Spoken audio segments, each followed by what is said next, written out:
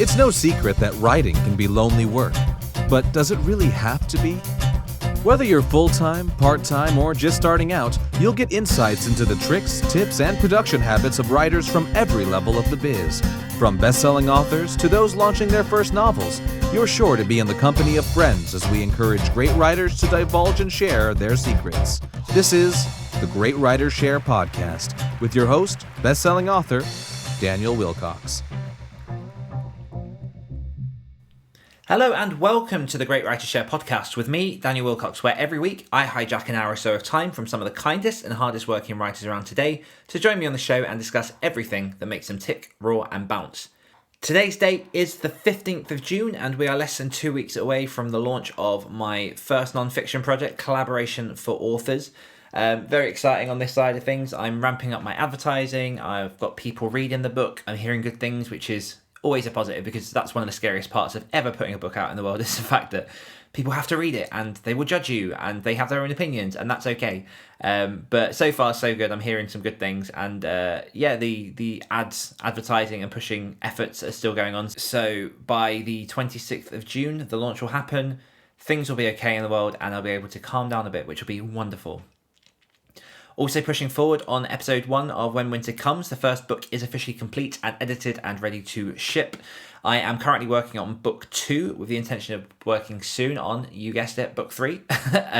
And I'm trying something quite ambitious, which I'm hoping goes well, and we'll see what happens on the actual releases. But I am going to go for a rapid release of episode 1, 2 weeks later, episode 2, 2 weeks later, episode 3, to see if I can get some momentum and get the book selling and hit it off with its best chances of success to start with. I'm looking at launching on that on the 1st of July. So any horror authors or horror readers out there that wish to get involved and read the book, keep an eye out for things that are upcoming. And yeah, at the minute it's July the 1st. And that's what I'm aiming for and giving it everything to get to. But we'll see what happens because there's a lot going on at the minute. So I'll do my best, but I'm only human. Speaking of me muttering and stumbling over my words, this week has been interesting in that I have actually taken 3 solid days off of writing, which is something I've not done in so long that I can't actually remember. The reason being, definitely got overwhelmed with a lot of, I guess, just pushing very, very hard and trying to do so much all the time. And I think with the current state of things with the coronavirus and me living by myself, I see my son on the days that I have him, but apart from that, there's not a whole lot of adult company, so I do spend a lot of time just working because, what the hell else is there to do?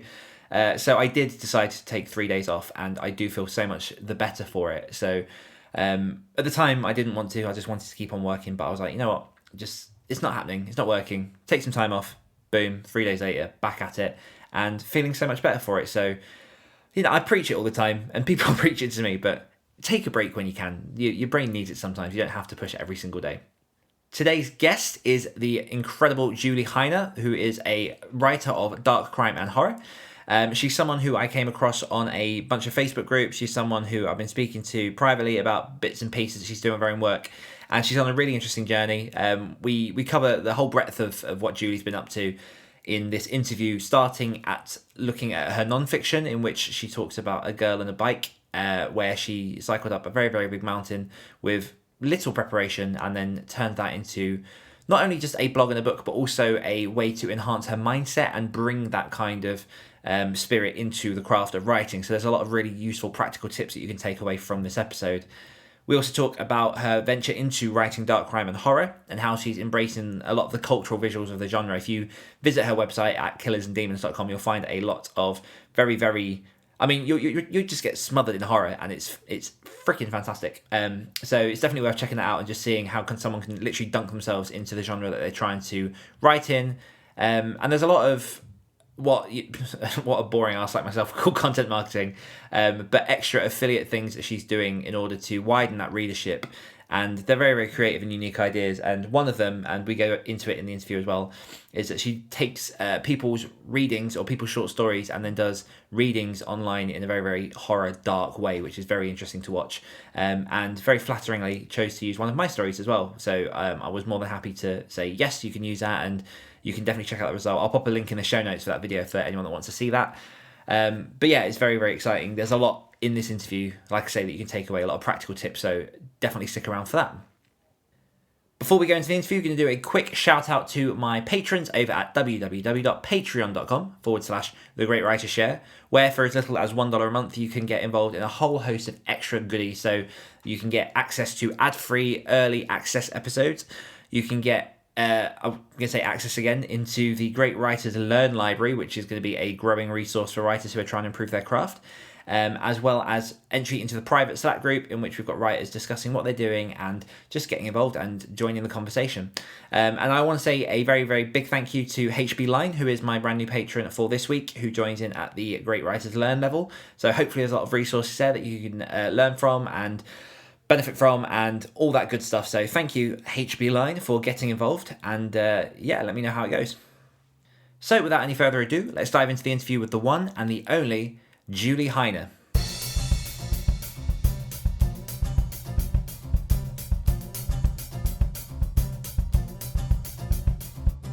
Julie Heiner is a writer of dark crime, horror, and non-fiction.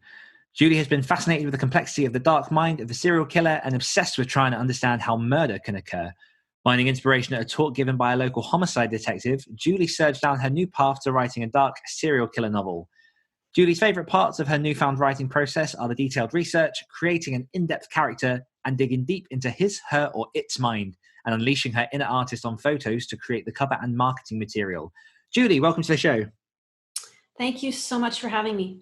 No worries. It's exciting to have you here. Obviously, we've met a couple of times in the past few weeks, few months on various different Facebook groups. And as someone who is a big proponent of horror, I thought it would be fun to bring you on and obviously pick your mind, because you're doing some very, very interesting things, which we'll come on to in a bit. But first, I did want to touch on just diving down the route of your nonfiction, because you do have a nonfiction book out, which is Just a Girl and a Bike. And I wondered if you could just tell us a little bit of background about how you got writing into the nonfiction side of things, and maybe a little bit of a general background on where your writing started. Perfect. So I actually had a fairly long career in computer science, and most of my life I was really focused on reading and math and, hiding behind books. I loved reading, loved getting lost in stories. But I was really anxious and quite overweight, both as a child, a little better in high school, but then in university, I hid behind the computer and the book, and without required fitness and a lack of understanding of how to eat, I gained quite a bit of weight. And so I actually dealt with a lot of anxiety and stress around that. And I was really uncomfortable with the physical part of my being. So what happened is I was almost 30 years old, had just got married, and husband used to do a lot of cycling, decided we were getting bikes, but road bikes. So your feet are clipped in, and it's a real sport. It's not just a leisurely activity. So I went along with all this, not really having any idea what I was getting into, and got the new bike, was spinning inside because we do live in winter here, all winter. And then when he proposed we go to France for a couple weeks to bike, I thought, oh, that sounds lovely. Like, what, we're eating cheese and, just cycling along. No. We actually showed up at one of the most famous mountains of the Tour de France called Alpe d'Huez. And it's really hard to describe, so I do have pictures of it in the book and on my website. And what happened was, I literally was terrified, because we got dropped off at the top. We went down, switchbacks, no guardrails, cars. I was really terrified. I was crying by the bottom, and it was the most incomprehensible thing sitting before me to try and get back up this mountain. And I bit it off in pieces. So it's a 21 switchback mountain. And by breaking it into switchbacks, I survived that day. And it was one of the most surreal experiences of my life, because then we were sitting in the hotel having dinner, and I'm looking down at these switchbacks, and it was just like I still couldn't believe I did it. And it opened up a whole new world for me. So basically, every year we spent our 2 weeks biking up mountains, and I would train for months for this. So I thought, like, who is this Julie? And what happened is we were on a 3-month follow the pro circuit for fun and do our own riding. And we were in Tuscany for a few weeks taking a break. And I literally, this book came to me, and I just thought, if one person reads this and ends up doing something that they're too scared to do, that would be like amazing. And more than one person has read it and told me that it has changed something for them and allowed them to face their fears. And so I guess it was just in me to write. And because I always loved reading and writing, I took that plunge and I wrote it. So that was just kind of it came to me, and then I just put in the work to write it. Nice. And do you think that if you had known what you were going to go up against during those moments, do you think you would have so willingly gone ahead in the first place? Or do you think the unknown was actually a big part of getting you through that in the first place? I'm not sure that I would have backed out if I knew more, but in a sense, it's probably good I didn't know. I think that sometimes if you don't really know how hard something is and you just do it, you just plunge yourself into it, it's probably better.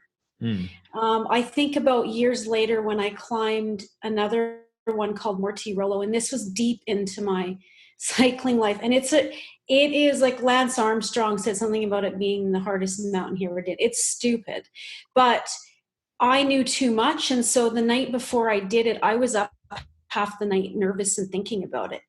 Whereas with the first mountain I climbed, I didn't really know. So until I got there, I was fine. And then I was terrified when I was there, but I didn't have a whole night of thinking about it. So in a sense, it's almost better not to know. But if you don't know, it's hard. That's a really hard question, because if you don't know anything at all, you can't prepare. But there's a certain amount that maybe it's better you don't know, so that you just, once you're there, you just deal with it. But that's a really tricky question, because you want to prepare to a certain extent. Yeah, definitely. I'm putting in my head an analogy to writing there. But there was a moment, like you say, you got into this cycling, this became a thing, you wanted to share that experience.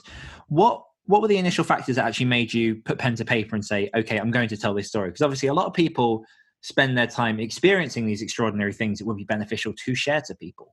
But then as much as they think, oh, this would be a good story to share in paper, in video, however they want to, not a lot of people take that step into actually actuating that and making it happen. So how did you actually begin writing that book from that moment? Well, the framework came to me. Now, like I said, I've had a long career in IT, and I've done a lot of programming and written a lot of big documents. So I guess I had some experience with organizing a piece of work like that. So the framework came, and I basically, I didn't really know anything about character development or plot, because this was my story. So I knew nothing about fiction. But what I did was I jotted down like what these chapters would be and kind of the purpose. And each chapter has a different message, and each story in each chapter has a different message and a lesson. So because it was based on what I did and all the things I cumulatively learned over like 10 years, that framework came to me. Now, what I didn't know was that it is really hard to write a whole book. So I was writing parts that were just coming to me, and they're very personal. And I guess the talent I have in that book is that I'm not embarrassed to share how awful I'm crying on the side of a mountain, and I'm really, there's a lot of embarrassing moments when you're doing something really physically challenging like that, and you're having all these self-doubts and you're telling yourself all these bad things. But I just was really open with all of that. So but then the next step was, so I was still working full time, and it never got finished until I took a break, and anyone that does write a book while they're working, like, wow, that's amazing. I took a break.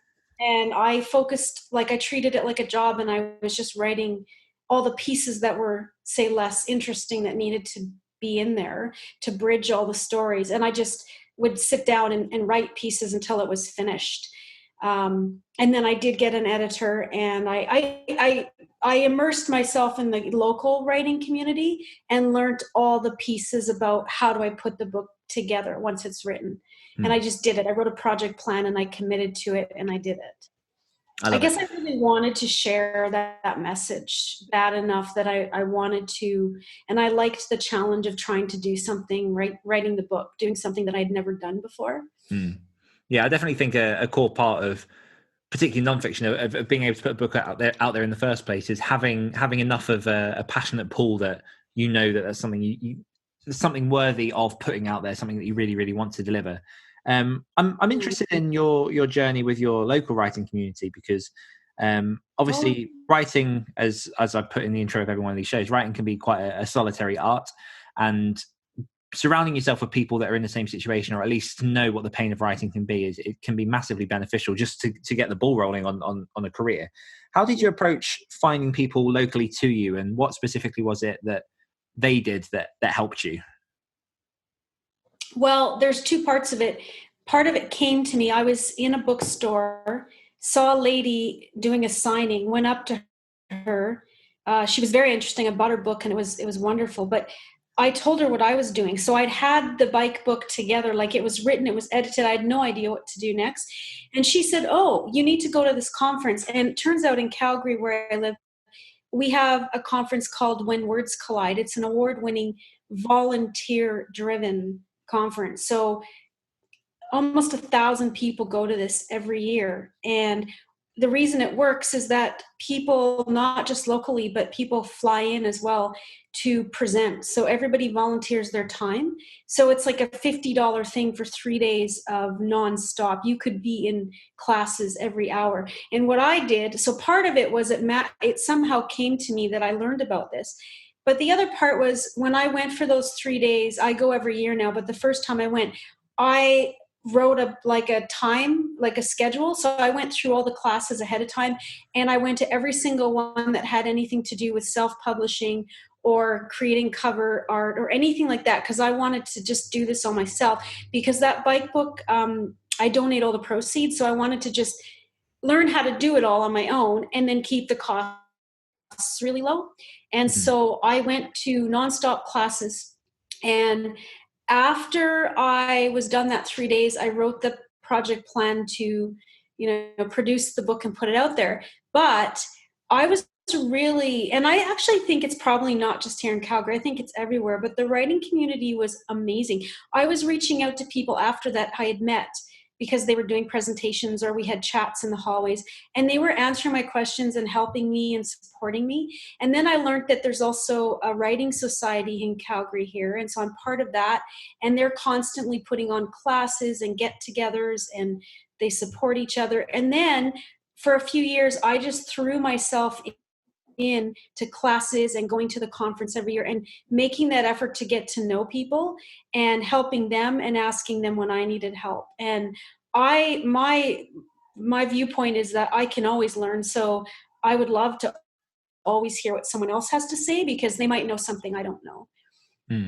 It's an amazing community. Yeah, I mean, firstly, from that, I want to say it's an amazing thing you're doing in terms of taking all the proceeds from that book and giving them to charity. I think that's really commendable to do. Yeah. In terms of the When Words Collide, if you could distill the biggest lessons you learned from that conference in your first year, what would you say that some of those might be? Oh, yeah. So I focused on how to self-publish my book. But I think what I really took away from that is it, I took so much away, but I guess the biggest thing was I was amazed at how supportive and encouraging the writing community was. And don't be afraid. If you go to a presentation and they say, "Here's my contact information, reach out," don't be afraid to reach out and ask a question. And if it's something they can answer, they will. If they can't, they'll put you to someone else. But if they, like, I just kind of thought, "Oh, I'm, encroaching on their time or no, not at all." And then I learned that, so I started presenting as well. Now I present there. And yeah, I learned that, right, everybody's here to give back. And so when they say reach out, they mean it. And when I say reach out, I mean, I love it when someone reaches out and say, "Oh, I went to your presentation, I have this question." And I think that over time, I've learned that everyone has slightly different process, different experience. So you can constantly be learning from each other. Yeah, absolutely. I think it's you could definitely feel when you go to those sort of conferences the growth year on year within yourself and the different levels of the questions you're asking. And I think your point there about if people say, reach out and help, there is a tendency for when you're starting out on your journey to feel like that's just a throwaway comment. But especially in my own experience, I found that to be true as well, in which when people do say that, if you do follow up, 9 times out of 10, they're more than happy to help you and reach a hand back and keep pulling you along, which is very useful to have when you're starting to try and get into the writing game. Yeah.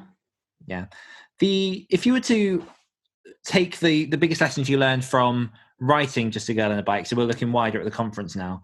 I mean, in terms of ways that you got your information on self-publishing, were they restricted mostly to the conference, or were there other resources as well that were helpful in terms of getting you up to the point where you could publish?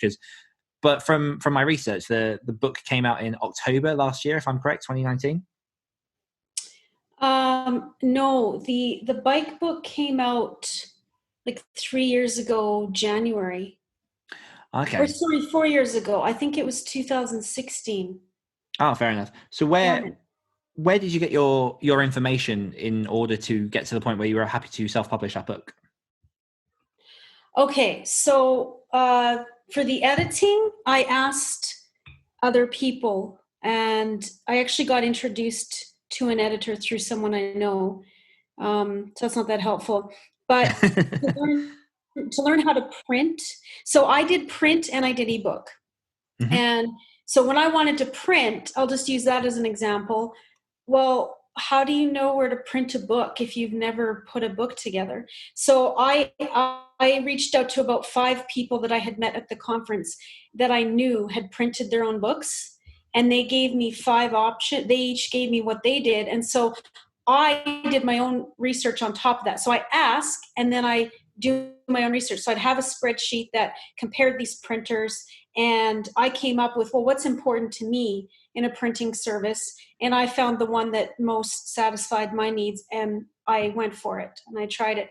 And I did that with all the pieces. So whether you're editing or printing or creating a cover or creating ebook, I would ask, say, up to 6 people how they did it. And then I would do my own comparison of their suggestions to see which best met what my goals and my needs were. And then ultimately you have to just pull the plug and do it, because I mean, you could be comparing options forever and never actually do it. But then I ended up fine. Like I got the proof with the printing service. It was fine. So I went ahead and printed a bunch. And the ebook is pretty standard now. Like there's a lot of options, but everybody's pretty much tried every option and they all pretty much work. So there were no problems with that. Yeah. So bring us forward now. You're at a point in which you are writing horror, and you now have a presence on the web under Killers and Demons. Talk to us a little bit about what the differences are, or what the differences are that you found between obviously writing a nonfiction and then going into a fiction project. Oh, I think me personally, I think writing fiction was way, way harder. So I had, after finishing the bike book, I did go back into IT contracting, and I'd finished a contract, and I guess I was at a point in my life where I wanted to know if I could write a fiction book. And I totally 100% thought this is going to be really hard, but I didn't realize how hard it was going to be. I would almost say it was as hard as climbing that first freaking mountain, honestly. Wow. But maybe harder. I don't know, because like that, the mountain was over after a few hours, but like this book, it's really hard to write an entire book. And the difference for me between the fiction and the nonfiction, well, the nonfiction, I was writing from my heart, and I was writing what happened to me and how it changed me, and giving ideas to other people how to deal with some of their insecurities and their fears. Well, it was something I knew. So I did, the first novel I did is dark crime bordering horror. Like if somebody likes Silence of the Lambs or Criminal Minds, they would probably like the book.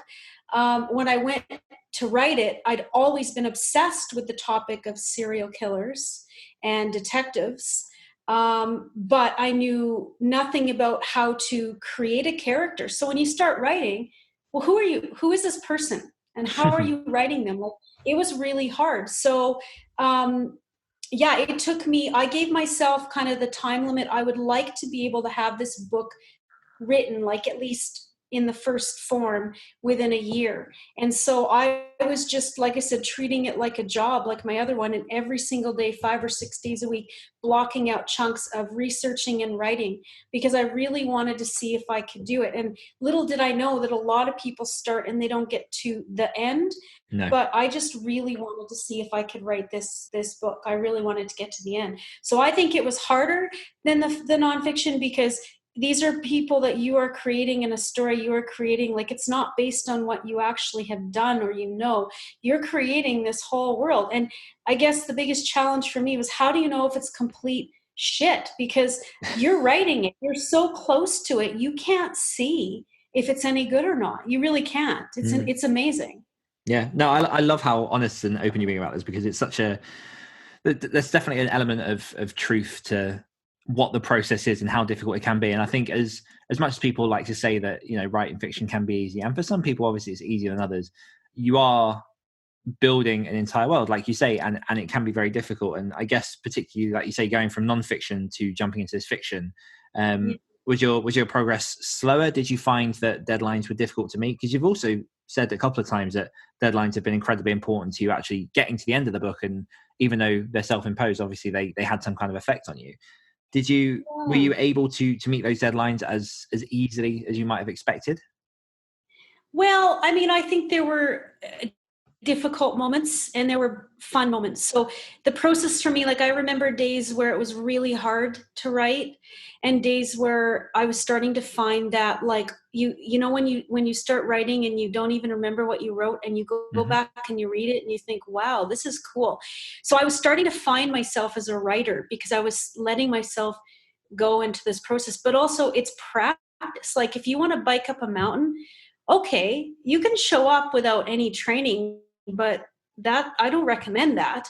If you get on your bike every day and do that hour, even if you don't want to, when you show up at that mountain a few months later, it's never easy, but you get to a place where you're actually enjoying it and you're into it. Well, I think it's with anything. With writing, if you make a habit of writing most days, you start to get to that point. Like, now I can just sit down and write. And it took me a whole year to be able to just sit down and write something that I'm making up without worrying about every word, without thinking, is it good enough, but just writing. And so I think because of I was committing to doing those 5 or 6 days a week, and I had time slots, and I would just, some days I did force it, but I think it comes with time and practice that it does get easier, it does get more enjoyable, and you find yourself as a writer, and then you can just sit down and do it and actually really have fun with it. The other thing was, we lost a really close family member. Like, I had started writing the book, I think November, December, and then January we had a very unexpected sudden death, and I was derailed, and it was quite an interesting personal journey, because when I started to try to force myself to write again, I thought, this is stupid. This doesn't matter. Why am I doing this? And then I remembered how she was one of the first people to say, like, oh, I'm going to buy your book when it's done, and I'll read it. I don't care how scary it is. And then I guess I realized, you know what? Maybe sometimes things that you like to do seem stupid or unimportant, but they're not. They're your passions, and they're what drive you. And once I got back into it, I just didn't want to let go of learning how to be able to just sit down and write freely. So I did force it at times, but I think sometimes you need to do that. What was it that gave you the tenacity to actually stick your heels in the beginning and say, okay, I'm now going to stick to this schedule of X amount of days a week and get that started? Because again, a lot of people get to the point where in their head they go, this is what I realize needs to happen in order for you to make some kind of success in writing. But the conversion of people that think it to actually doing it is very, very low. So what was it that actually helped you stick with it in the beginning and go, okay, even though I know this is going to be tough, I know that this is going to require me putting in all this extra work, and it's going to be difficult at times, and I'm probably going to write crap. How in that beginning moment did you put your heels in and just go, okay, I'm going to do this? I guess, like, I look at the end. So I think, if I get to the end of this year and I haven't done it, how am I going to feel? just like there have been days like you show up, it's your one chance to do this mountain, and you can either try to get up the mountain or you can go back to the hotel. And I think, how am I going to feel later tonight or later this month or later this year if I chose not to do this? Because in the end, when we set our goals for ourselves, it's really us versus us. We are either choosing to do it or not. One of my most favorite quotes that my brother actually gave me for my book, my bike book, is a Henry Ford, and it's whether we think we can or we can't, either way, we're right. Mm-hmm. So in the end, it was either I'm going to write this book or I'm not going to. And the other part of it is that I have a husband who has continuously showed me that failure is not making it to the top of the mountain or not finishing the book, but failure is you didn't because you didn't try.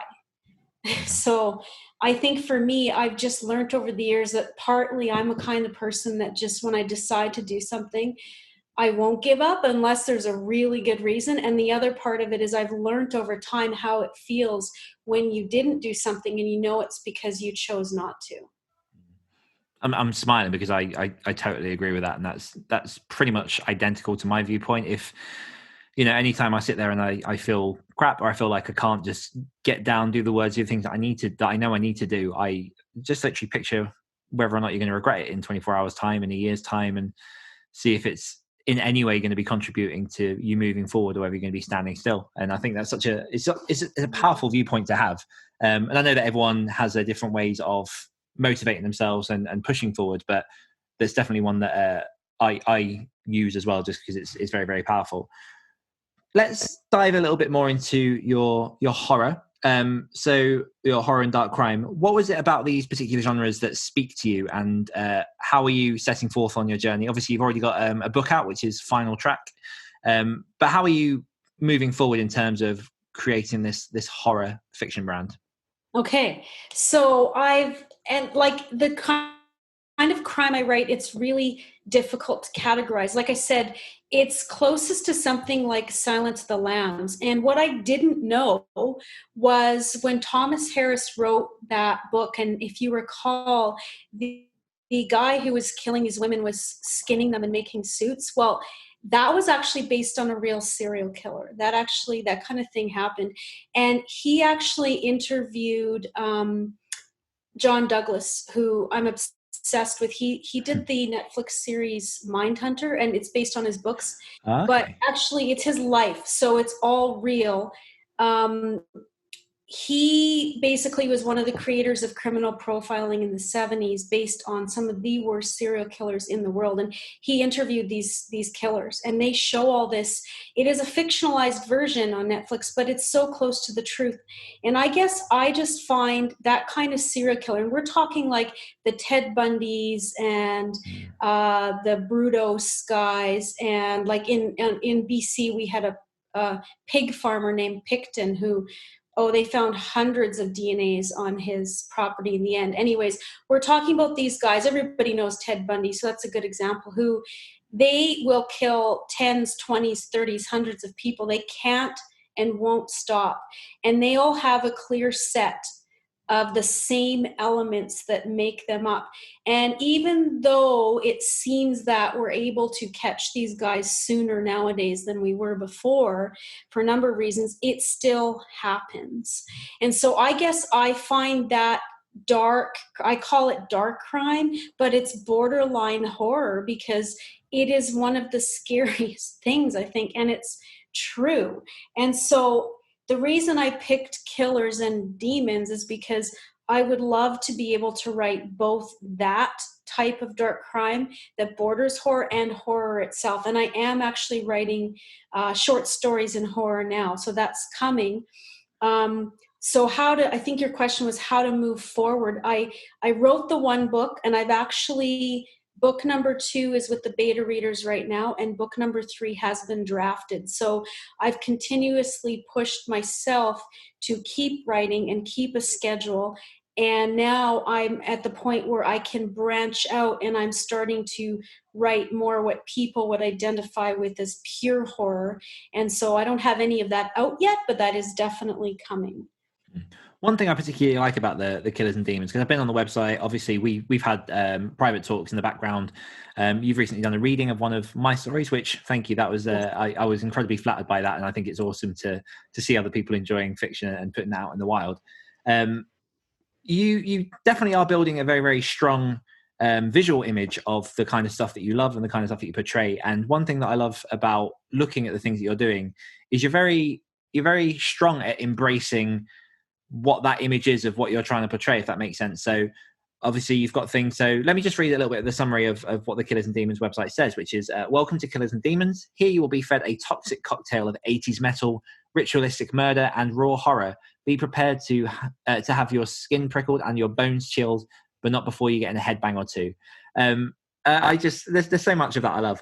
How are you approaching, number one, creating that strong brand?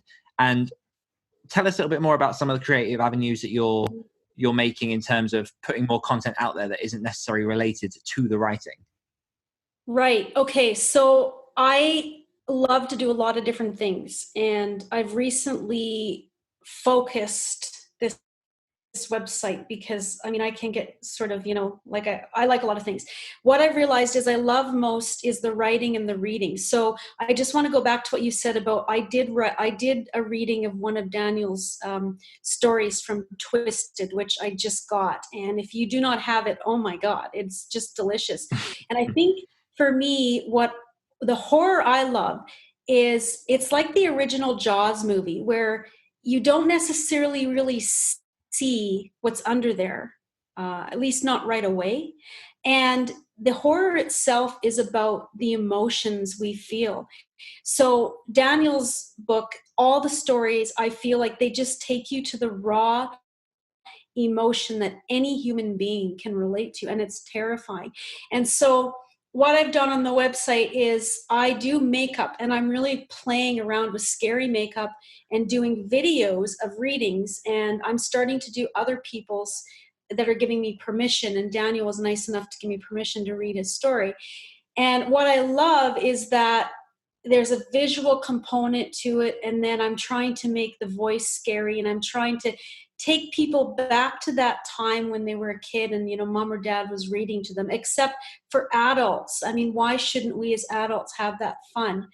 The other part of that strong visual image, so part of it is the horror, part of it is the 80s metal. And I know this sounds really weird, but like my biggest passions are 80s metal music and reading and writing. So when I wrote my book, Final Track, it ended up being placed in the 80s, and it ended up being very much inspired by 80s heavy metal videos. So all the murder scenes are inspired by a video from the 80s. And where that came from is that's part of what I'm passionate about and what inspires me and what I love. And you've got this raw 80s metal, and then you've got this murder, and putting it in the 80s. The other interesting thing about that is that you don't really have much internet. You do have a bit of internet, you do have a bit of cell phone, but you don't have like all this technology like you do in some of these shows today where you can just solve it. And so you have to really put the pieces together and do a real homicide investigation, which is where the detective came in that I interviewed for that.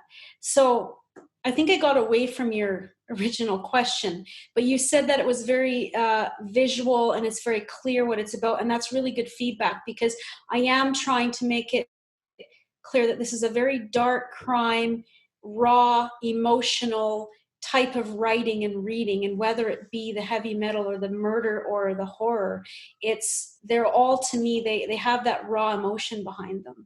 Part of the reason I'm asking is because number one, when you look at that website, you look at what I imagine would be a stereotypical horror reader's idea of the things that they want to see. There's definitely a vintage horror community of people that exist within that kind of design, that kind of brand, that kind of era. And I think you capture that quite well. And it's something that the people who've listened to this podcast and me and on the Next Level Authors podcast is that I'm looking a lot of branding at the minute, and that's something that comes across quite strong. But as a personally, let me try again. Personally, in my style of horror, and my backstory and me as a person, I wouldn't be able to portray that as strongly as you would, because that's just not an era, or that's the kind of stuff that I'm not necessarily as familiar with. But it's stuff that I think would definitely draw in a horror reader and lure them's the wrong word, bring them into the books that you're trying to write, particularly as you grow that and put that content out. That's good feedback, because it is really hard to know how to brand and how to be clear about what you're writing. But I do realize the first book is definitely metal and murder, and so I focused on that for that part of it.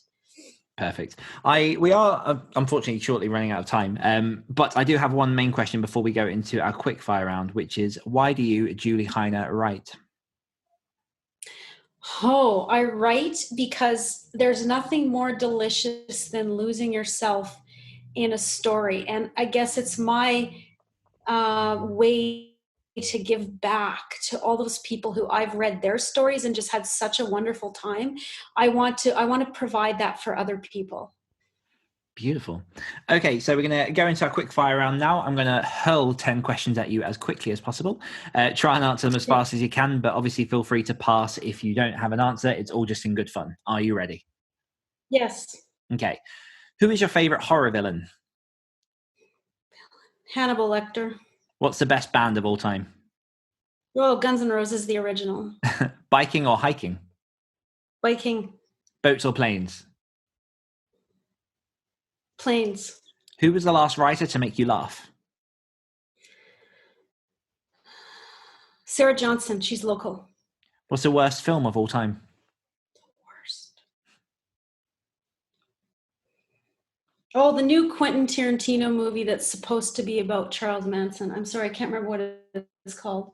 I'll find it. I'll put it in the show notes. What's your favorite beverage? Beer. Do you have a dream holiday destination?